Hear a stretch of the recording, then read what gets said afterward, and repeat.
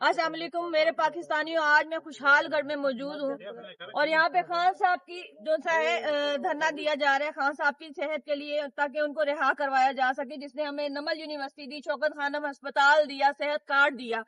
اور آج وہ اپنی صحت کی وجہ سے جو ہے وہ علاج نہیں ان کو پراپر دیا جا رہا۔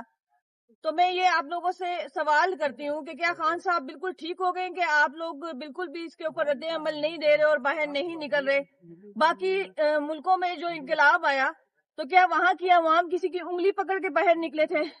آپ لوگوں کا کام نہیں بنتا کہ آپ اپنی مدد آپ کے تحت گھروں سے باہر نکلیں اور خان صاحب کی صحت سے متعلق جتنے بھی خدشات ہیں ان کو دور کیا جا سکے اور ان کو رہائی دلوائی جا سکے؟ آخر میں بس اتنا ہی کہوں گی، اٹھو لوگوں بغاوت سے قیامت کا سما کر دو،